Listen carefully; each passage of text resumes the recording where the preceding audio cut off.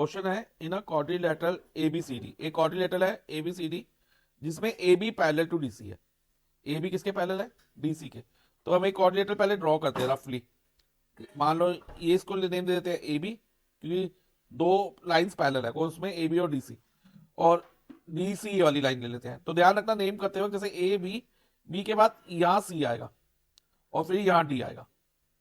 तो इससे क्या हो गया कि A B parallel to DC हो गया।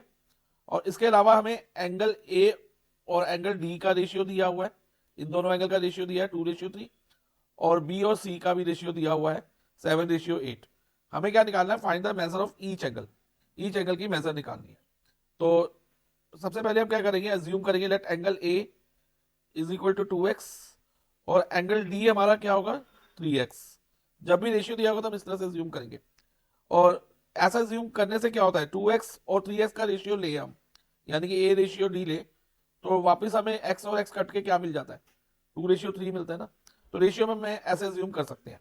और दूसरी side angle B ratio angle C कितनी दी है? 7:8।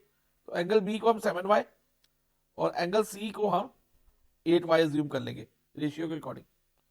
अब क्वेश्चन में हमें यह कहा है कि A B parallel to DC है, A B parallel to DC है। अगर a B parallel to DC है और अगर हम इसे ट्रांसवर्सल माने एडी को, तो ये वाले एंगल कौन से हैं? ये वाला और ये वाला को इंटीरियर एंगल होते हैं।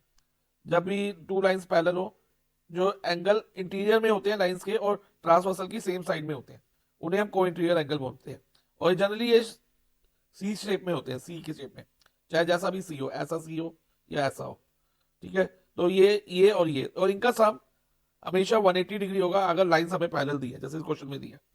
तो हम angle A plus angle D is equal to 180 degree ले लेंगे और रीजन देंगे को इंटीरियर एंगल।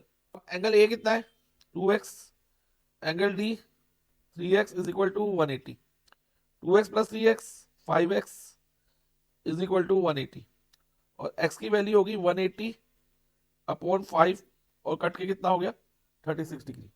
तो x हमारा 36 आ गया, यानी कि एंगल ए 2x था, तो इसको हम 2 इंटू 36 करके ले सकते हैं, और वो कितना डिग्री बन जाएगा? 72 डिग्री। एंगल ए हमारा 72 डिग्री आ गया।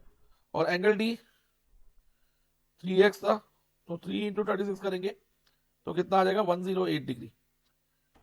तो अब एंगल ए और डी तो निकल गए। अब हमने नेक्स्ट निकालना है एंगल बी और एंगल सी। अब इसके लिए हम अगेन ये एंगल और ये एंगल भी को इंटीरियर है, ट्रांसवर्सल की सेम साइड में और इंटीरियर में है, तो इन दोनों का सम भी हम क्या ले लेंगे? 180। Angle B plus angle C is equal to 180, और रीजन को इंटीरियर एंगल रिपीट हो रहा है रीजन, तो यहाँ स्टिक मार करके सेम लिख दो। अब बी हमने क्या अज्यूम किया था? 7y, और सी 8y। 7y प्लस 8y is equal to 180, so 15y is equal to 180। अब y की वैल्यू 15 इधर मल्टीप्लाई में है, तो जब ये आरएचएस में डिवाइड में जाएगा, जब आरएचएस में जाएगा तो डिवाइड में आ जाएगा, यानी कि 180 डिवाइडेड बाय 15 हो जाएगा। अब इसको अगर 180 को 15 से डिवाइड करने की कोशिश करें तो क्या होगा? एक तो 1 हो गया, फिर 12 2, तो 12 हो गया। तो y की वैल्यू हमारी 12 आ गई। अब एंगल बी 7y था, डेट मीन 7 इंटू 12, और वो क्या होता है? 84। तो एंगल बी हमारा 84 डिग्री हो गया। और एंगल सी क्या था? 8 था ना, तो 12 इंटू 8 और होगा 96। तो एंगल सी हमारा 96 डिग्री हो गया। तो इस तरह से हमने ऑल 4 एंगल फाइंड कर लिए।